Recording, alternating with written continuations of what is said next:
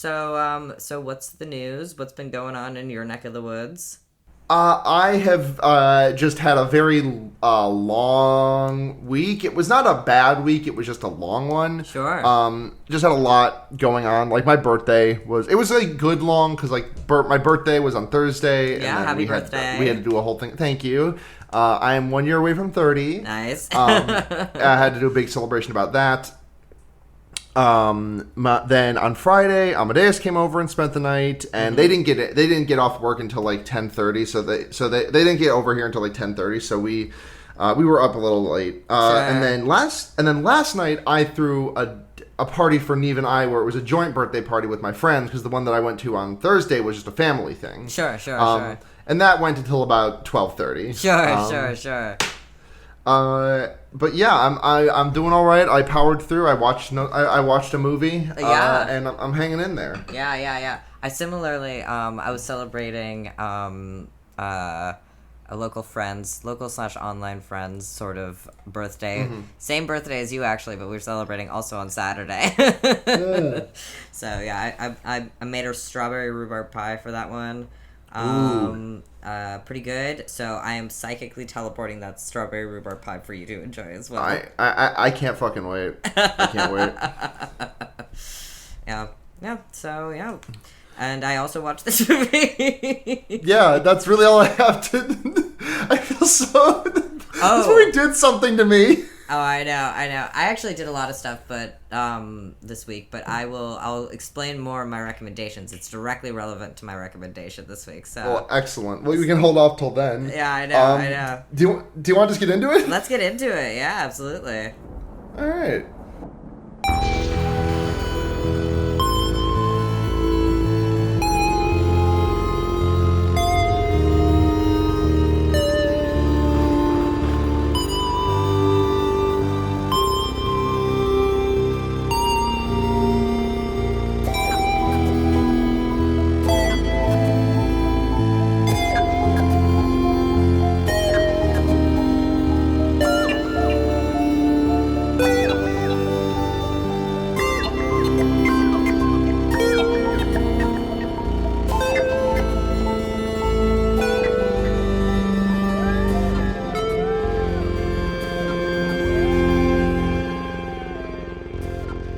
Welcome to Fear Baiting, everyone. It's your number one. Listen, I know what you're seeing here. I fucking promise you, this is not Dracula. It's different.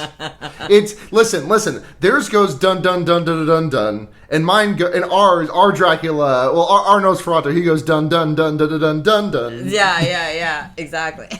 Completely legally distinct. Anyways, hi, I'm Vanilla Ice. And I'm Informer, the album, or song, or whatever it was. Snow, that was by Snow, right? Yeah, that was not Vanilla Ice. I was like, it's the other white rapper whose name I couldn't remember, so I had to go for the album or song or whatever it ended up being. I think it is definitely a song. It might also be an album. Yeah. Hey, it would not be a bad name for an album either, I think, so. No, I'm curious now. Informer. We're learning many things about many different past time periods, both more and less recent. No, it was from his debut album 12 Inches of Snow. Oh, clever, cute. That one's cute. Yeah. Is Snow still performing? Yeah, Snow is still active. That's that's not too surprising, I think. I feel like I've been surprised often enough by continuing acts that I am just like, yeah, this may as well be the case, Mm-hmm. Yeah. Yeah. Sorry, I'm just looking at his Wikipedia now. Sorry to get on the Snow tangent, but in 1988, Snow was involved in an incident in a North York pub in which 2 people were stabbed. Oh my god. Other people in the group pointed the finger at him, and he was charged with 2 counts of attempted murder. Bracket editorializing. Bracket. Rather than snitch, he served 8 months in jail before a jury acquitted him. Okay, I must tip my hat a little bit to Snow. Yes, he does not snitch. Good for him. No, yeah, absolutely. Yeah. He's minding his own business.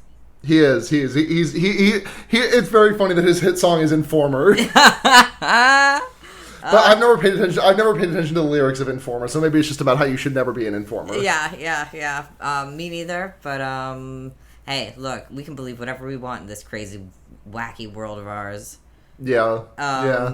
Yeah. But so we watched Nosferatu this week. Yeah. In sort of like a, I don't know, like a attempt at solidarity. I don't know. Right, because for those of you who may be unaware, SAG-AFTRA released guidelines regarding podcasting and the promotion of struck work, and I don't think if I'm being cards on the table, I don't really know if they're talking. I don't really think they're talking to podcasts like us with our audience of like 150 people, and totally. we're like.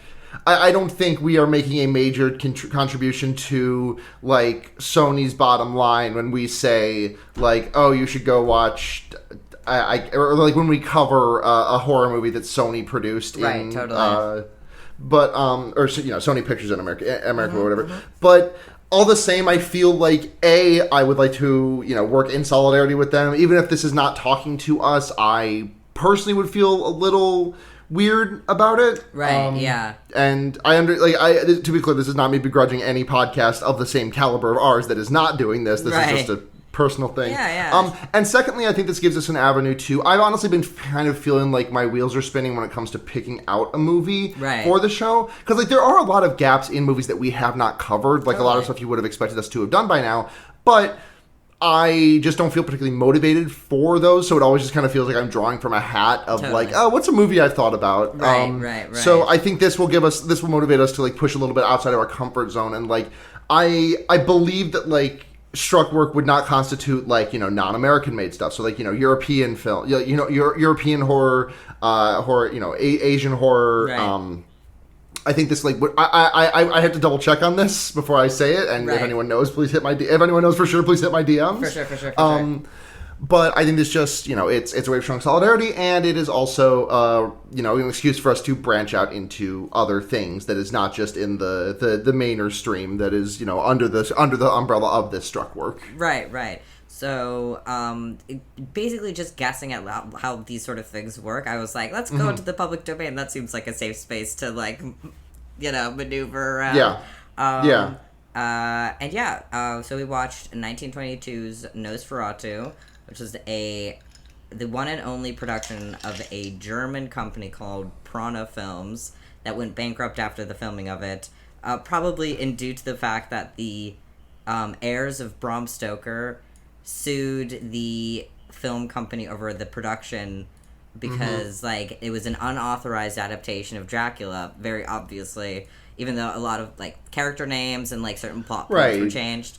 Because it's Hutter instead of Jonathan. Obviously, it's Orlok instead of Count Dracula. Nosferatu instead of Vampire. Just like a lot of one in, one out. It's like the exact same story. It's like it's not the Demeter. It's the something else. Yeah.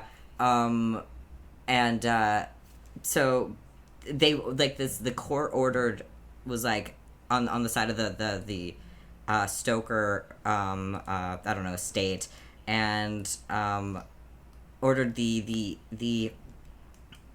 like every copy of this movie to be destroyed. But like of course, as these things are often like there were copies that were retained. And so I don't know. It's just interesting. It's like the thing that I think is like interesting about. Or one of the many things I think is interesting about, like, movies of this era is the sort of ephemerality of so much of it. Like, there's so much of it that, like, just nobody ever thought to really preserve in a meaningful way. Right.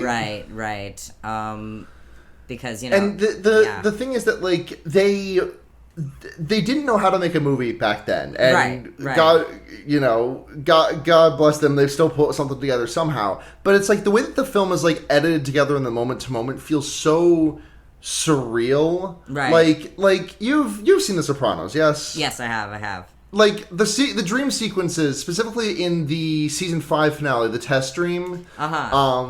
Like or the second to last episode in season 5. For sure. The test dream, or like the final episode of season 2. Like the dream sequences where it's just like everything is edited in a way that just feels so weird and hot and dreamlike, and this really feels like it's doing that, but like completely on accident. Yeah. It just I think that it does like the sort of attempt to capture, capture like life on film, is like already a sort of like almost like a dream recreating sort of like act in itself. But like the goal, maybe broadly speaking, not like for every director, but it is to like try to maximize the sort of like lack of uncanny valley, or like, minimize minimize friction. Exactly just you do see these sort of points of friction. I don't know it, but I think it like accidental intention, like the parts of it that are accidental, the parts of it that are clearly intentional, I don't know, they result in like a really interesting visual experience. I'm wondering, have you like watched any other silent films before this one? I feel like I must have, but I can't think of. Yeah. And like the I haven't seen many. I've seen like this and like Cat People, the original, as far as like black and white movies go. Sure.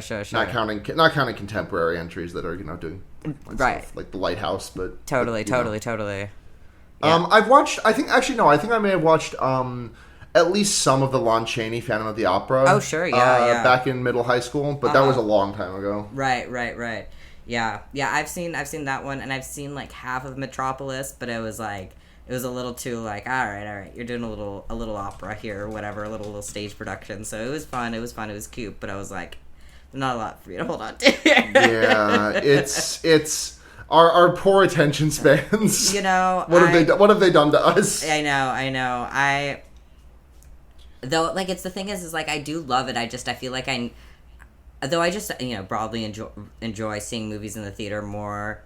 Yes. It's something like, I feel like it needs to be more immersive and like holistic, and with the surround sound and everything, and the experience of sitting in a film and being like, yeah. But yeah, so to like actually get into the movie itself, it is, yes, broadly speaking, the same beats of Bram Stoker's Dracula. Which is, I don't know, did you write a little synopsis? Because I might be able to. I didn't this time. Okay. I did not. All right, I'll see if I can. Rattle off the plot of Dracula's, rattle off the plot of Dracula's Bram Stoker off the top of your head, and I'll give you sure. Yeah. So we've got this real estate agent, in this, version of it. He is Herr Knock, I believe. The real estate agent is Knock, yes. And then his employee, the main guy, is Hutter. Yes, Hutter. So, like, he's the clerk of this real estate agent, and he gets sent off to Transylvania to, like, basically sell a house to Count Orlok, which is, like, a client of them. So he leaves his wife. I actually watched a translated version that had the original, like, Bram Stoker character name, so I'm trying to, like, remember. I know. His wife's name is Ellen. Ellen, yeah. Because I'm like, it's not Nina. I know it's not that, because that's, the actual character in the actual Bram Stoker. Right. But, Ellen, like, leaves her with her, like, his friend and his friend's wife. Very funny to me. Yeah, his doctor friend and his doctor friend's wife, yeah. Yeah. She needs a babysitter, I guess, or whatever. Yeah. Listen, women were prone to bouts of hysteria back in the day. This would just kind of happen. Like when Ellen started walking on the balcony at the doctor's home, that was entirely. They really didn't know if that was a Dracula happening or just a wandering womb moment. Yeah, the fragile feminine psyche at that point. Yep. Yeah. So he goes over to Transylvania. Orlok's all ooky spooky. He wakes up with like weird like bite marks on his neck, and like basically discovers that Count Orlok is like maybe a vampire, because he was given this little vampire book, or took this vampire book from like an inn. Yeah. On his well, not vampire. He might be a Nosferatu. A Nosferatu book, a little Nosferatu. He might be He might be one of those Nosferatu. Yeah. Exactly. Yep. So he's like, whoa, I gotta get out of here. So he gets out of there, and meanwhile, Count Orlok ships his body in a coffin all the way back over to Germany. Yep. And on the fucking the ship Dionysus. Yeah. Which is the Demeter in the original. Just I don't think it's actually the Dionysus. I that was just a stupid joke. Like, yeah, it would be fun. yeah. I think they should though. Like this should just be like that episode of Recess when they like go to they play kickball against the other school and they all have like clones of the main 6 characters. yeah. I mean, it's almost exactly that. So just commit fully. Why not? Yeah. Right. Right. Yeah. So he and then kills everyone aboard. And we start getting this sort of feeling of like, oh, there's a plague, or people who don't know, it's like Count Orlok Nosferatu is like, oh, there's a little plague going around, because as soon as like Nosferatu strolls into town, other people start like dropping dead, getting like sick or whatever, until Ellen is like reads the little like Nosferatu book. And is like, oh shit, I gotta sleep with this guy in order to break. I must tempt him. Yeah. I must tempt him with my sexy, pure of heart body. Ooey wooey, look at my little ringlets. And her hair is so cute. I actually love her actress. I think like she looks like a fucking doll from the 1930s. I know. Yeah, no, absolutely. And yeah, so she does that successfully. She sacrifices herself. And Nosferatu fades into whatever. He vampire dies. Yeah, and that's the movie, broadly speaking. Yeah. Those are the beats. So I tried to watch this movie free with ads on Tubi, and I fired it up, and I got about a minute or two in, and there was, there's the organ that you would expect, like in a silent film, totally. Like just providing the score. And then that fades out, and in fades this like really clean cut, like this really clean like audio of a woman vocalizing. Oh no! Yeah, because you kind of explained this to me, but did not give me specifics of what it meant. She like because like we just the movie is still playing out as normal, and we just hear in the background like, ooh. Oh my god! Just like they're not bad to listen to, but it made it feel like a fan edit. Like it was like this was like royalty free music that was available in Windows Movie Maker for your Hutter and Ellen shipping video that you made in 1978 after a year before the computer went online. Absolutely, no, for sure, exactly. That is so crazy. Did you? I had to find a different version. No, I didn't. I genuinely think I would have gone insane if I had tried. Yeah, I would have probably as well. Yes. Yeah, it was just I did try and watch it, and then I was just like, no. Yeah. I need something that's not this. Yeah, I watched. I just watched the version that was up free on YouTube. Yeah, there's one that's free on YouTube. There's one that's free on Wikipedia. The one that's free on Wikipedia, I believe, has no audio whatsoever. It's just fully silent. I watched one that was like just like free on a streaming site or something like that, something like very generic, like a Tubi and not nearly as weird. It had like your typical expected organ music and like crunchiness, sonic crunchiness, yes. I don't know. I found the score, at least for the one that I watched, it's hard to compare these things without knowing for sure, because it's, a lot of it is going to be put on after the fact. Yeah, definitely. Right.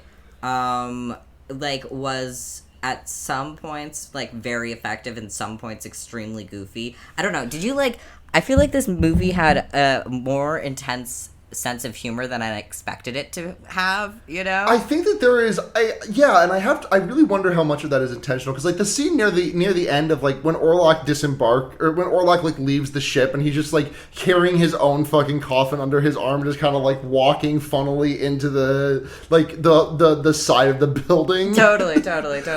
Or when he slides into his own coffin and gets carted off. Yeah. I'm sure maybe that was fucking terrifying back in the 20s. And it's just this 100 years later, it just looks funny to us now because of how it looks. To be clear, anytime they do any effect in this movie, I fucking love it.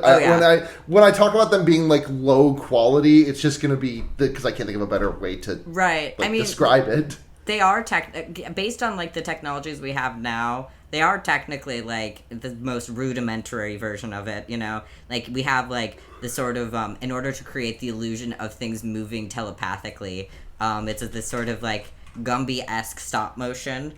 And this was still like 10 odd years, like, because I feel like the real iconic example of like using live action people in stop motion is 1933 King Kong, where there's like because the gorilla because King Kong himself is animated stop motion with forced perspective, and so anytime there is someone on screen with him, they have to be like doing stop motion and just like moving themselves frame by frame, and it's compared to that, this, I mean, again, 10 years prior, but compared to that, it's very funny. Like, it looks like a low frame rate, like, Lego animation. It does.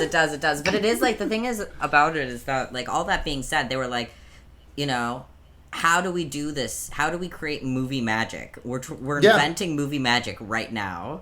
This is what it is. Playing with perception and, you know, like, capturing the real while not capturing the real. I don't know. We can get all philosophical about it if we want to, but I don't know.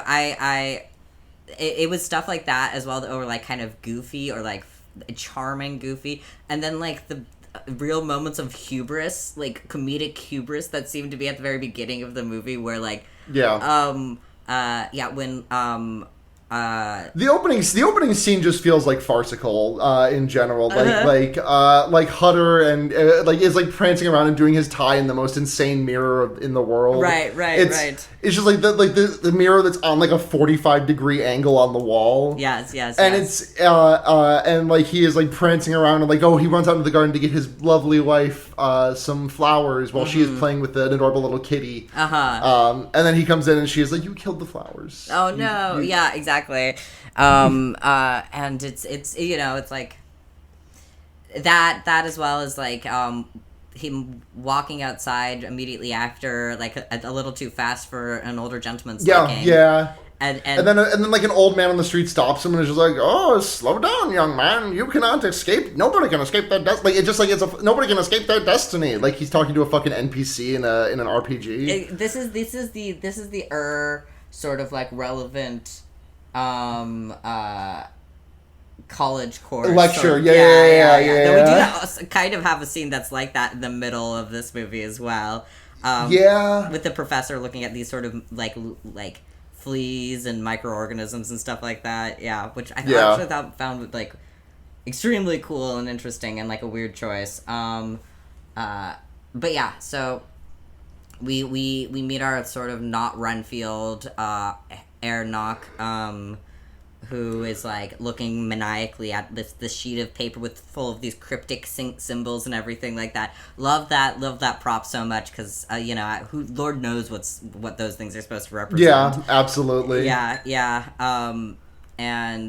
Basically explains the whole gist. Like, hey, you got to go to Transylvania. Don't be freaked out if like anybody says, "Ooh, this place is scary," or the place of lost souls. Yeah, I've got some big money for you. Yeah. You go take care of this. You'll be set for. I will give you $15 or $16, and you will be set for 3 years.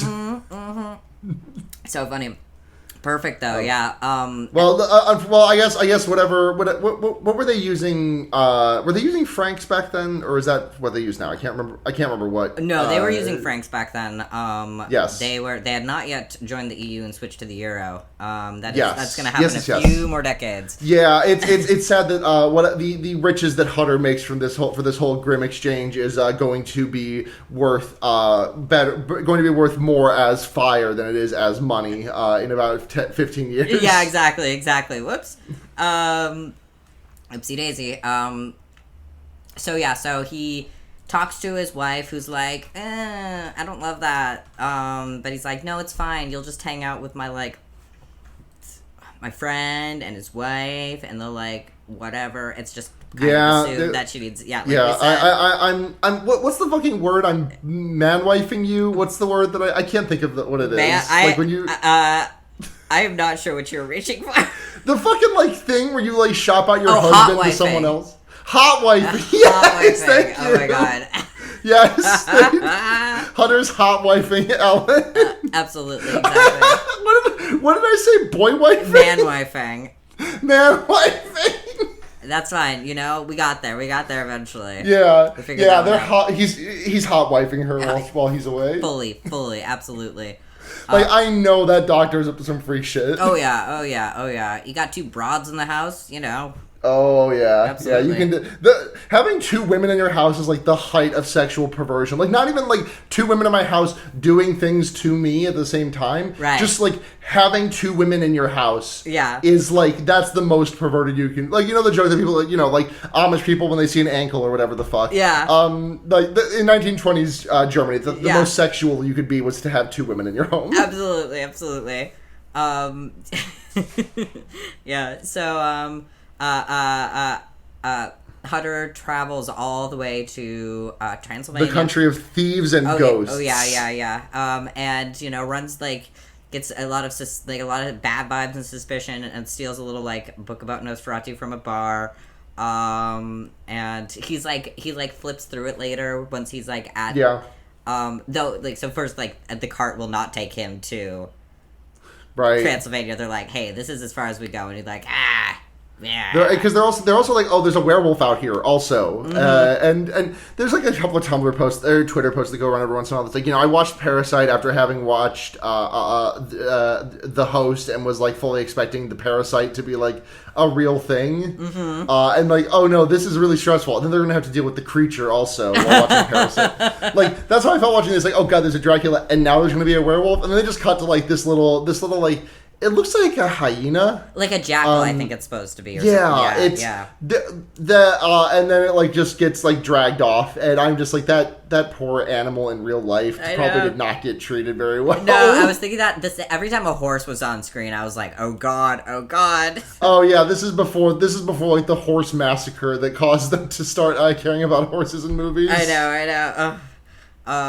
But yeah, they so he gets there eventually and is encounters Count Orlok, who's like, hey, come here, invites him inside, and he's Hutter's slicing bread towards himself.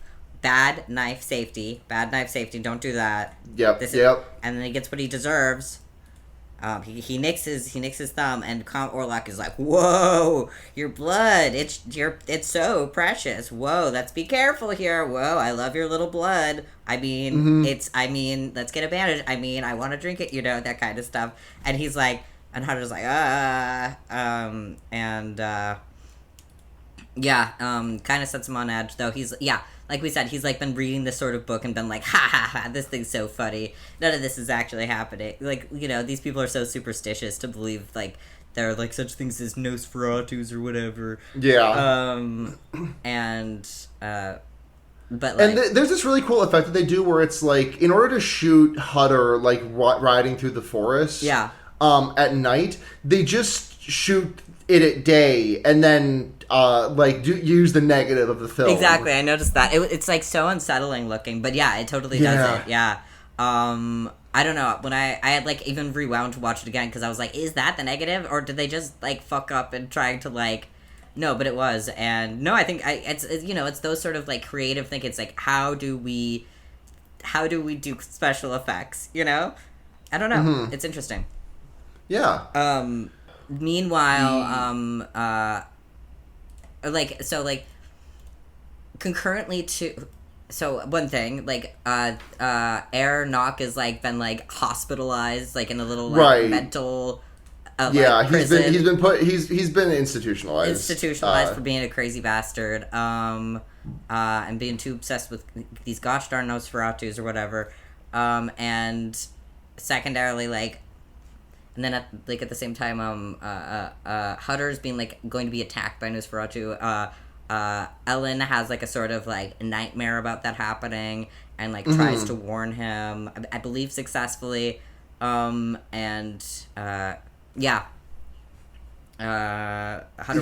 she starts I mentioned before, she starts walking on the side of a balcony because she's under Count Orlok's spell from a distance. And she just has to deal with this for the rest of the movie. She's just kind of going insane. She wakes up in the middle of the night at one point and starts talking to Jonathan, and then we cut to her POV, and Orlok is there. Right, yeah.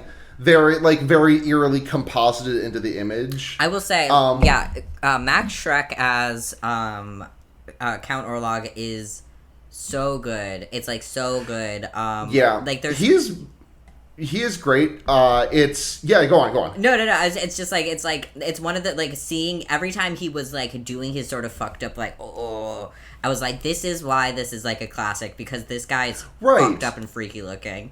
He is like it's like you look at that and it's like hard to see that like maybe it's also because I can't imagine actors existing back in the 1920s, but also just like there being a guy under there that does not look like that is like right.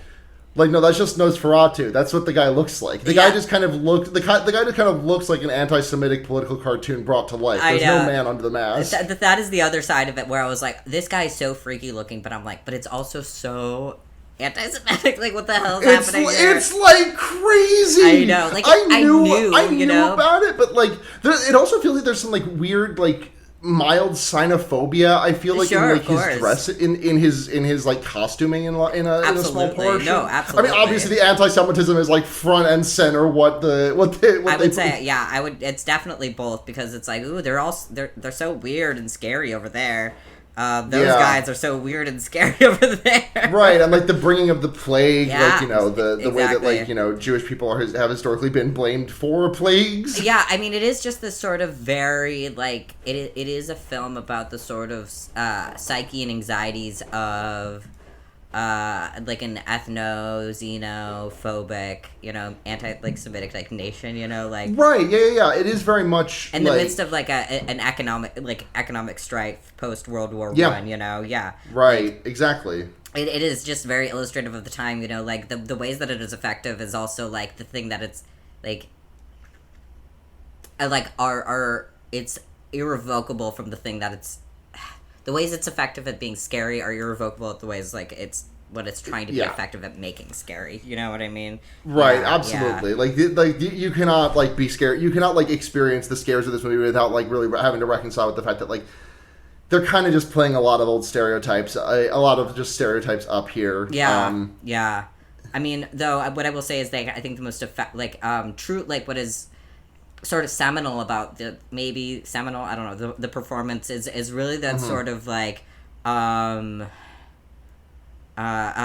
inhuman stiffness and rigidity in movement, and like it's like an animalistic corpse almost, right, really effectively. And like, I think that makes the way that, like, Orlok moves when he is, like, being shot in stop motion or, like, using effects or otherwise. Like, I think the fact that he is so stiff and strangely moving in actual live-action shots makes those a little bit less goofy. Like, it's still got the silliness factor of, like, oh, this is just what movies were back then. Right, for sure. But it definitely helps it, like, translate a little bit more. Yeah, no, Max Schreck is unreal. Yeah. I don't know, yeah, so it's crazy. It's crazy to look at, but also crazy to look at, you know, for two completely different reasons. Yes, exactly. Yeah. But yeah, I just Orlok, like, see, the first night that he's there, he I think you already mentioned that Hutter cuts his finger and Orlok's like, oh, dude, your blood's sick as hell. The fucking video of the guy greeting you at the Kia dealership. Yeah. Oh, hey, brother, what brings you in? Bro, you're bleeding as hell. Oh, ladies, what's good? Yeah. Have we had, like, a bro vampire? Like, I feel like that kind of missed its cultural... If we have not, I feel like the cultural moment is out to do that.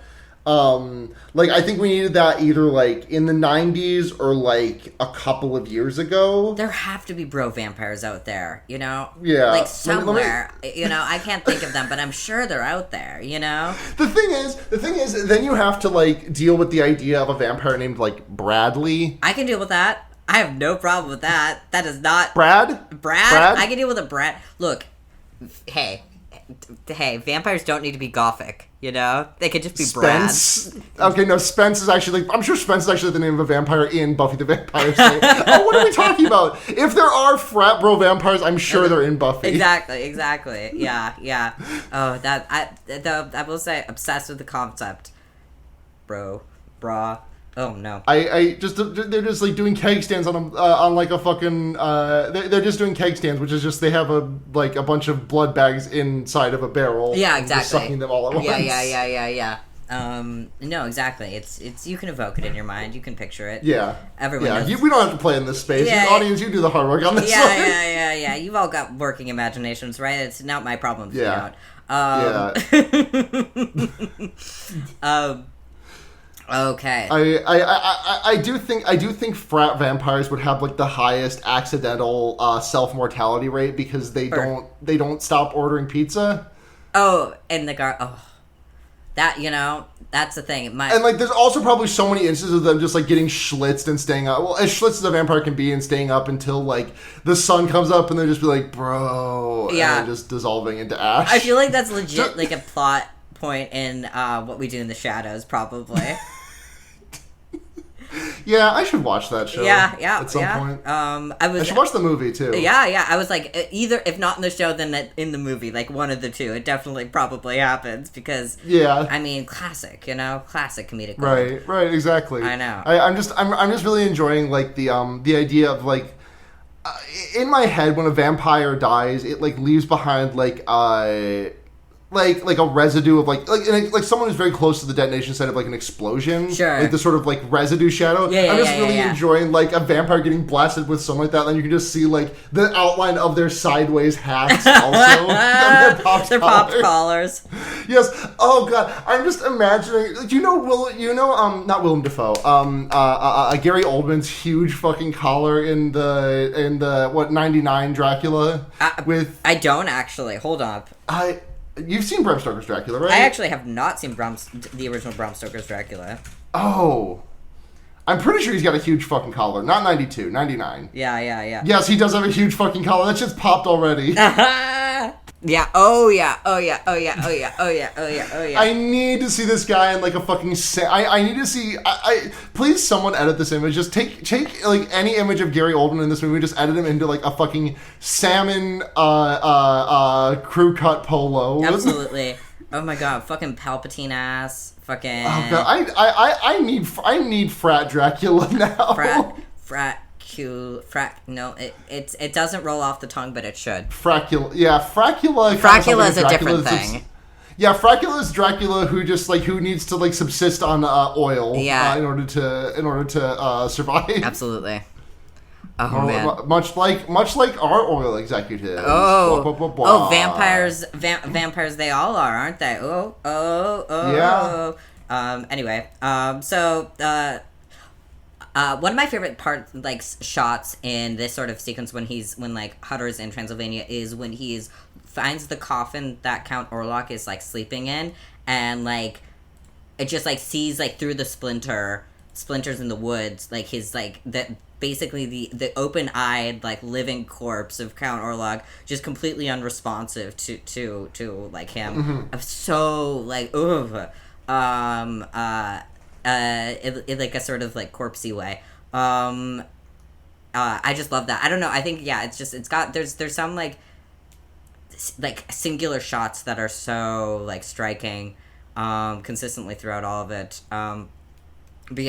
Eventually, Count Orlok like gets his little like signs the deed, says we're gonna be neighbors, and ships his ass off to Germany. While Hutter's all like, well, that was weird. Well, that happened. And goes back to Germany himself as well.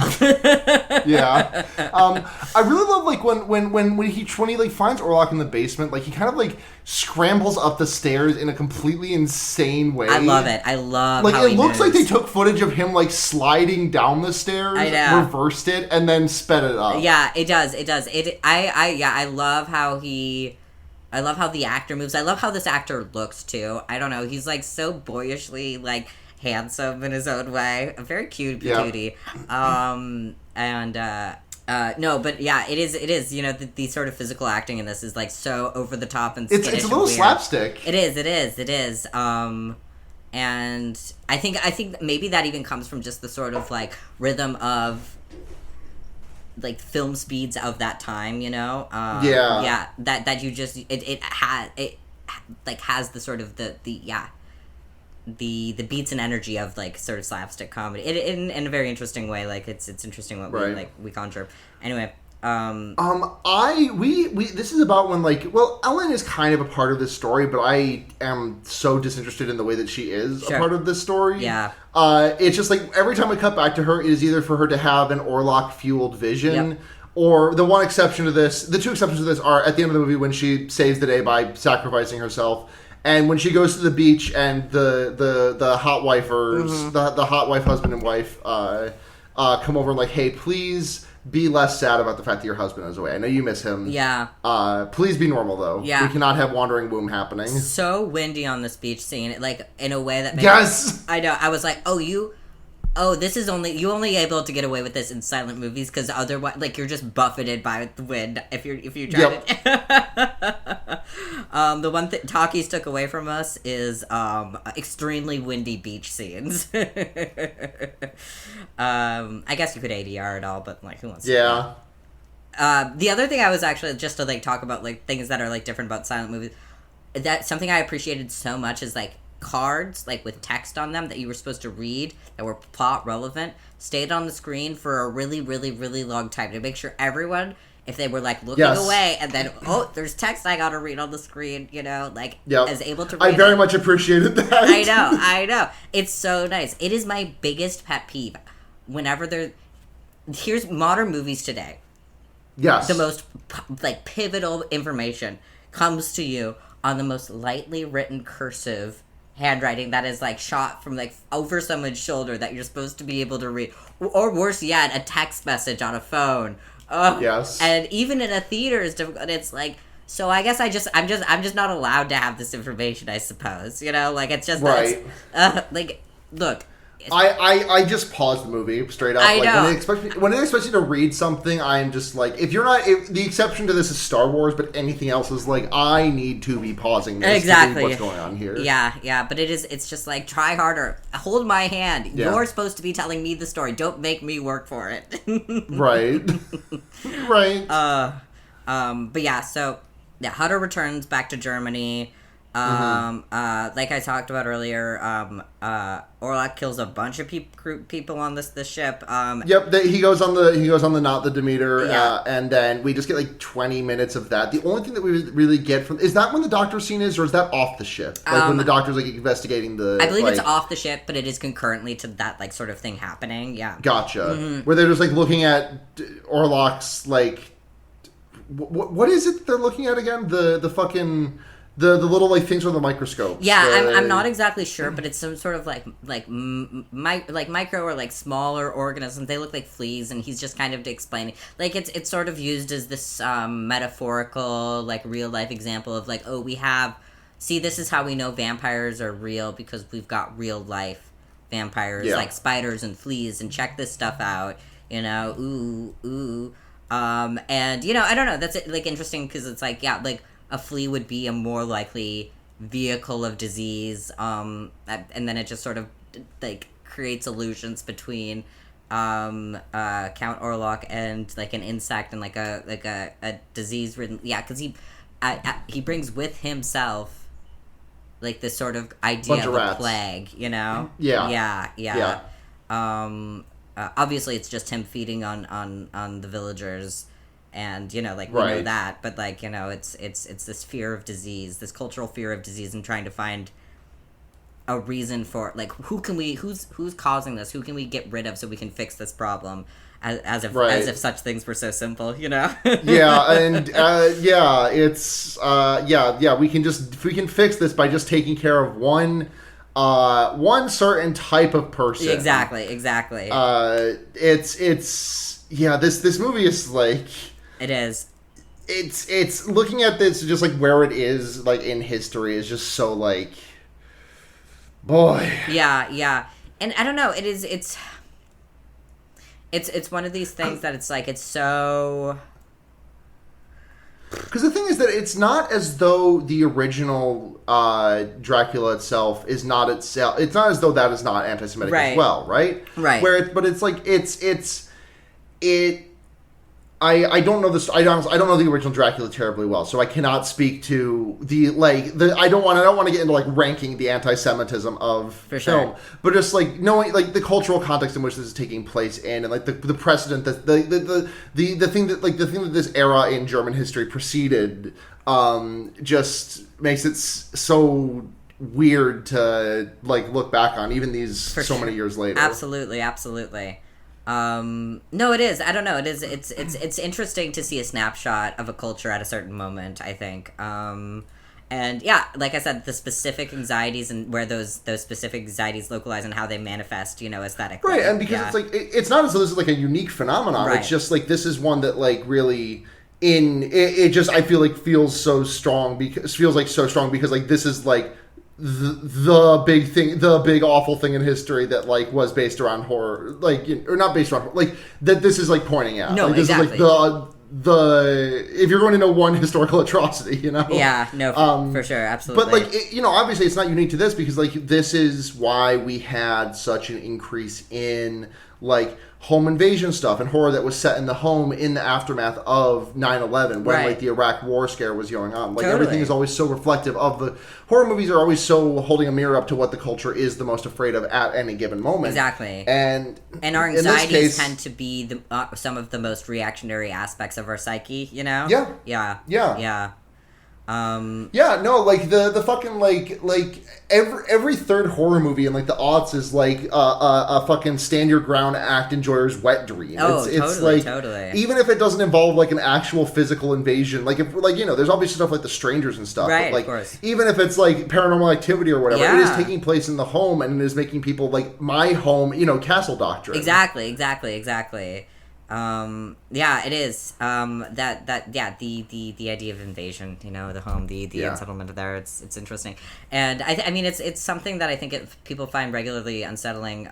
They're like with the Dracula myth itself, like at the need to invite him in or whatever, and I guess it's not like an unintentional, but it's like keep your fucking doors and windows shut. This sort of idea. Anyway,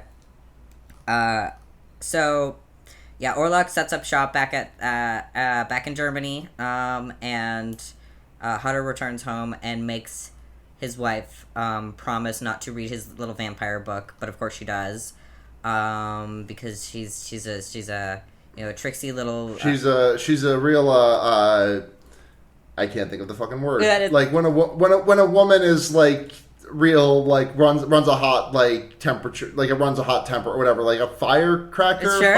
Sure. That's definitely firebrand. Firebrand. Both things I think are correct. Yes.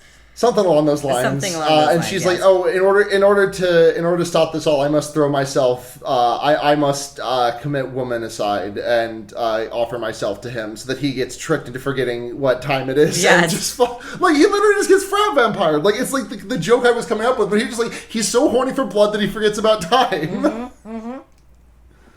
I mean, listen, I've been there. Who among us has not been in the midst of a masochism session and forgot about what time it was? Absolutely. Hey, who among us? Yeah, absolutely. Yeah, and then concurrently to all of this is I don't know, the Aronach just being chased all around by angry villagers and stuff like that. Because he breaks out of the asylum at one point near the end to like in an attempt to like because this is near the end, like a lot of. She's had a lot of distress, and there are a lot of very, very cool striking shots of him, like, of Nosferatu just like, like his imposing shadow over her. Yeah.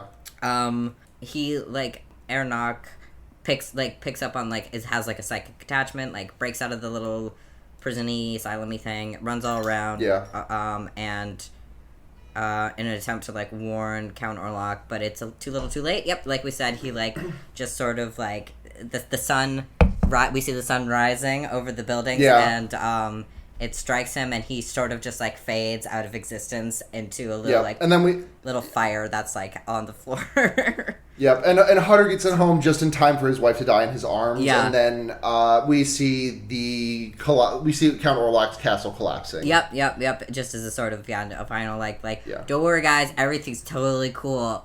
The evil has been defeated by her feminine wiles. Don't worry about it, guys. Yeah. I don't know. That all being said, I really did enjoy this movie. I think like things like this are really fun to watch. It's just fun to see things from a time period that feels like so modern and so like ancient at the same time. Yeah. Like it's so impossible not to find the same like things we think of as hyper modern and like just in all human experiences, but in a way that I consistently find fun and interesting regardless of its frequency. And this does have it. It has that sort of like I don't know, it's just this, it was just this energy, like you just could feel like we're this attempt to just figure shit out and try to make something interesting while you're trying to just like, okay, how would we do this? How are we gonna do this? How are we gonna create this illusion? That kind of thing. Yeah. So yeah, I liked it, but I don't know. Yeah, I feel like I have it in me to do more silent films, but I think we'll probably just like keep it an infrequent sort of venture here. Yeah, like I'm not opposed to doing them again in the future. I just we this cannot be what we're doing for this. Oh my god, period. no! And I think there's limited resources. I mean, what else is there? The Blob or something like that? I don't, sure. Yeah. Questions? We got them for sure. All right. This one from Karadwin Baradwin in the server. Is this the best unauthorized adaptation of all time? I think so. I think the only real contender to the throne is Vanilla Ice, but I don't think that really fits the bill. Yeah. I love that this is unauthorized. I love that they were just like, yeah, we're just gonna fucking do it. We'll do it live. Yeah. It's like, who cares? And what are they gonna do? Yeah. Sue us? And, yeah. That's exactly what they're gonna do. Future Sushi, friend of the show, podfather of the network, Matt. How does it compare to you to the vampire movie being made in Shadow the Vampire? Do you wish you were looking at Defoe right now? The thing is that like Max Schreck, like we said, he does look great. Yeah. The thing is, if I saw Willem Dafoe, I would be like, oh, it's my friend Willem Dafoe. Yeah. Oh, but he can look so freaking scary though. I know, and I love him. Yeah. I love it. Yeah. Yeah. This is, to be clear, this is a point in favor of Shadow the Vampire because I would love to see my friend Willem Dafoe making fucked up faces. Exactly. Oh my gosh. Yeah. What a delight to see him in anything. I don't know. I personally have not seen the other film in question. Oh, that's right. That was during your absence. Yes, it was. It's great. I love that movie. I'm sure. I love vampires, so I'm sure I'd get a kick out of it. Yeah, I don't know. I adore Willem Dafoe as well. Martian Pussy Juice wants to know, does Max Schreck have any Shrek-like qualities about him? No. He is the most, if you look at him without makeup, he is the most plain German-looking fellow I've ever seen in my entire life. Like Right, Orlok is bald, but Max Schreck is just like, that's just a dude. He's just a guy. He's just some guy. He looks like an accountant. Yeah. Nothing really about this man says Shrek besides his name. No, exactly. And what a name it is. Fully, I love a Max. I love a Shrek. Hats off to him. Lastly, this one from Twitter at Nickel Wolf, girlfriend of the show. What is the Nosferatu equivalent of a Dracula? Now, my mind immediately goes to Nosferatu, like driving a car, because Dracula is about like a sick ass car. Sure. So I think I need to get like a souped up turbo machine and call it the Nosferatu. No, I think that's great. I think that's perfect. No, absolutely. Like I don't know what else pun you're gonna like pull out like. No, Nosferatu vroom, you know? Yeah, right. Like. I don't know. Prosperatu. Yeah. It's just a car that always wins. It's not really fun though. I cannot hear Robert Zombie saying prosper. No, I like Nosferatu. It's just it has to be like italicized and in quotes and also like underlined, just to make bolded, sure like the whole suite. It's a pun. Don't you get it? It's a pun for sure. Yeah. That's it for questions. Recommendations. Yeah, I can go first if you'd like. Sure. I need a moment to think anyways. So the one thing that I alluded to earlier that I did this week is I Entered into a little auction for some furniture, an estate sale Ooh, auction. yes. I bought it. I won it. I won the auction. I spent $50 on this beautiful carved oak love seat, and I hauled it. Picked it up from someone's house where they were moving. Hauled it home. Like an 85-degree weather. Very sweaty in the middle of a work day. I don't know. So my recommendation is estatesales.net. Yes. If you need furniture, buy it secondhand. You are going to get better quality, and you're going to pay less money. The thing is, if you furniture should be something that you are going to you want to last an amount of time. Because I don't know, it's furniture, and you're just gonna spend more if you just get cheap shit that breaks all the time. Right. Yep. But brand new furniture is insanely expensive. Expensive. It's so stupid. If your furniture does not have a little love to it, what are you fucking doing? Exactly. And it's just, look, these people want to get rid of their furniture. They'll give it to you at a bargain. They are moving. They cannot do anything about it. Do you want it to end up in a dump? I don't think so. So why don't you bring it into your home and have some fun with it? I don't know. I love, and also maybe get some knickknacks. Hey, is there maybe get some seat? I don't know. Buy a vacuum cleaner. Try someone else's vacuum cleaner. Do you need some power tools? People are constantly selling fucking power tools. We have so much shit that is functional. I think that your wallet's gonna be happy with you, and your soul is going to feel lighter. Yeah. Yep. Buy stuff from dead people. Estatesales.net. Absolutely. What's your recommendation this week? My recommendation this week is gonna be. I've just been listening to the Blowback podcast. Oh, right again. on, absolutely. I'm re-listening to. I'm trying to, because the thing is that I've listened to the first 8 episodes of season 2 3 times now. Yeah. But I never finish it. For sure. And so I need to finish it so I can go on to their season 3. Yeah. I love season 2. And then I have to get caught up so I can be listening on day 1 for when they drop the 9/11 episodes. Absolutely, I'm so excited for season 4. It drops August 25th. Oh, that's so soon. I know. You better get your podcast gears going or whatever. But yeah, I'll second that recommendation. I love Blowback. Yeah, no, it's a good fucking podcast. Mm-hmm. Alrighty. You can find me on not on Twitter. cheersoutonocus.tumblr.com. Check us out on Discord. We'll put the episode. We'll put the Discord link in our episode description or some shit. For sure. Make it easier to find your way in there. Absolutely. If you want to follow us on Twitter @fearbaiting, I'll be posting the shit there until the site explodes. Absolutely. Okay. Look, could be tomorrow. Could be 3 years from now. Really hard to call. It's a platform. A platform's a platform. It's a platform. You can find those things. I think you do Noisepace.xyz and Matt GameCube, the Podfather, for hosting this podcast and so many others.